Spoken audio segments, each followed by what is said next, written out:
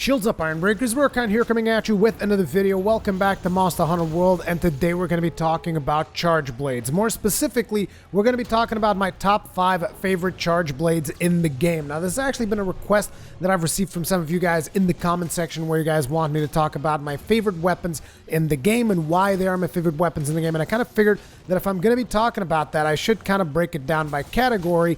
And I wanted to start with the charge blades because my last video was a gun lance video, and I kind of didn't want it to make like just 2 gun lance videos in a row. So we'll eventually get to the gun lances as well, but we're going to be starting with the charge blades. Having said that, it is important to mention that you should look at the date of this video, just in the unlikely event that some of you guys are looking at this video somewhere in the future, and you might be like, why doesn't Rurikhan talk about this charge blade? Maybe it wasn't in the game back then. Keep that in mind. And the other thing, which is also extremely important, is that all of these lists where I tell you guys about which ones are my favorite weapons, it doesn't mean that they are the best weapons in the game. It just means that these are the weapons that I personally like the most. Having said that, let's get it started with number 5, where we have the Diablos Tyrannis 2. Now, this is the charge blade that is featured on one of my builds called Thud on the Table, which I've actually updated that build a little bit. I might do a future video on it if you guys really want to know the stuff that I've changed around and whatnot. But the reason why this particular charge blade makes number 5 is because this is actually one of the best charge blades in the game. As a matter of fact, it is straight up the meta weapon. So it's like if you really want to deal as much damage as possible and you just want a weapon that you can use on pretty much every situation, the Diablos Tyrannis 2 is a pretty safe bet. However, those of you guys that watch my live streams and probably watch some of my videos, you guys will know that I'm actually not a huge fan of the Diablos Tyrannis 2. But the fact of the matter is that doesn't change the fact that it still is one of the best weapons in the game. I mean, just look at it from a sheer damage standpoint. This has the best damage of any charge blade to date. To top that off, you can also use it as an elementalist weapon, further increasing the already ridiculous amount of damage this weapon has. And then it also has impact files, which means it's going to scale very, very nicely with artillery. And it also produces some of the most impressive numbers when it comes to super amped elemental discharge, whether that is in the actual hit when it lands on the monster or the file discharges that come after it. However, not everything is sunshine and rainbows when it comes to this weapon, so you're going to have to deal with its huge amounts of negative affinity, and you can either deal with that by building around it or simply accepting the fact that you're going to be critting negatively.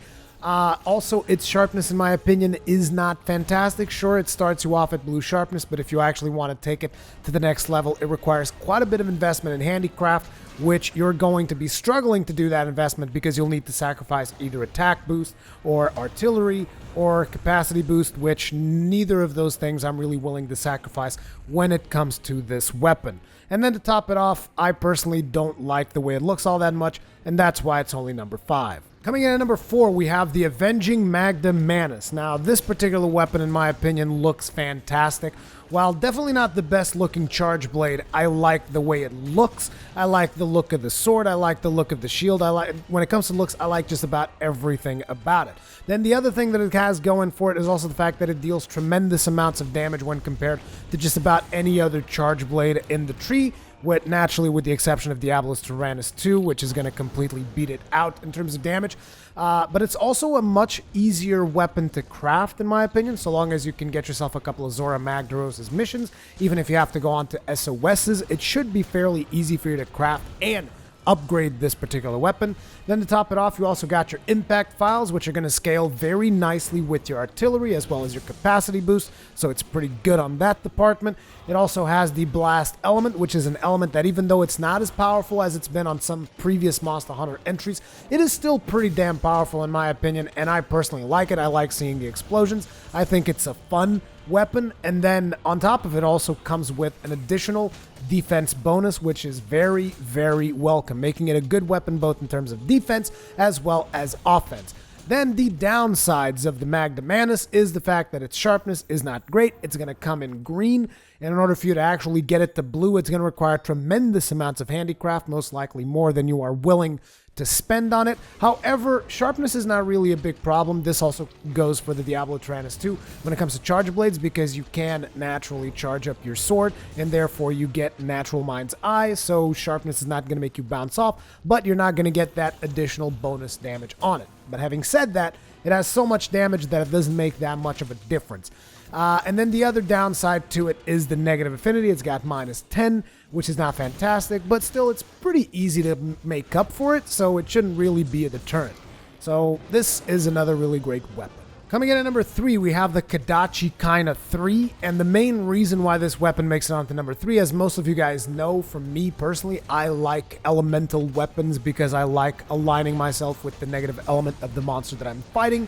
It's just a personal preference kind of thing, so the Kodachi Kaina is kind of like a natural weapon for me to veer towards, because a lot of monsters in the game right now are weak to lightning damage, and this weapon has lightning damage. And then on top of that, it also has positive affinity. Naturally, its damage is not going to be the best, but it still deals a reasonable amount of damage. It's got power element file, which means you don't really have to go into artillery. As a matter of fact, you shouldn't, because it's not going to affect the damage of your power element file at all, which frees you up to get stuff like handicraft, which means you can actually get its sharpness to white if you try hard enough. And then to top it off with that positive affinity, if you stack up a little bit more affinity, you can actually get to 100% crit, which you can do if you're using my charged elements build.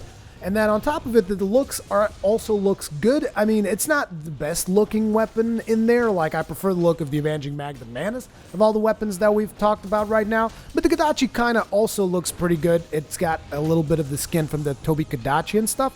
So it's just a reasonably all-round good weapon.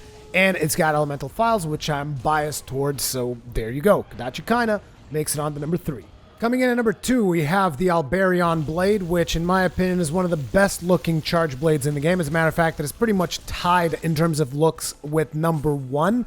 You guys will see why, but it just looks really good in my opinion. Both the sword, and especially the shield. The shield just looks like a Rathalos face. Looks like you're just wielding a Rathalos face. I really, really like the way this weapon looks. It's got really good sharpness. You can get it into white sharpness fairly easily because of the fact that it's got power element file. Therefore, you don't need stuff like artillery, which I'm not going to be taking whenever you're dealing with power element files because it's pointless. So it's got good affinity. As a matter of fact, I think it's got some of the best affinities. It's got 20% affinity when it comes to charge blade, which is fantastic. It's got good sharpness that you can easily get into white sharpness. It's got fire damage, which unfortunately, if I can remember correctly, there's not that many monsters that take massive amounts of damage from fire, but still, there's a couple of them, and this gives the weapon a little bit of versatility in that field. But ultimately, one of the main reasons it's there is because, like I said, good affinity, good sharpness, great looks, and it's a power element file, which I'm personally biased towards. So there you go. Albrion blade, number 2.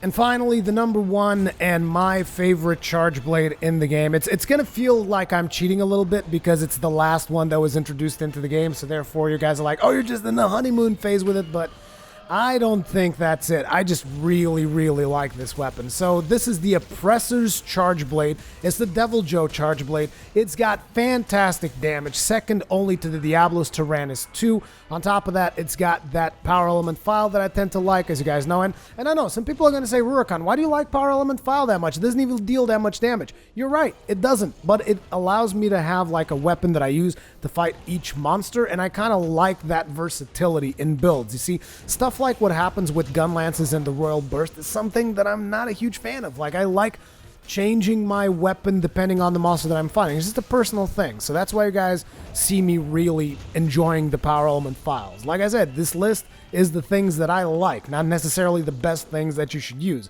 However, all of the charge blades in here are really, really good. But anyways, continuing onwards, it's got fantastic damage. It's got really good sharpness. Like, 1 point of handicraft will get you into white sharpness territory, which is really good.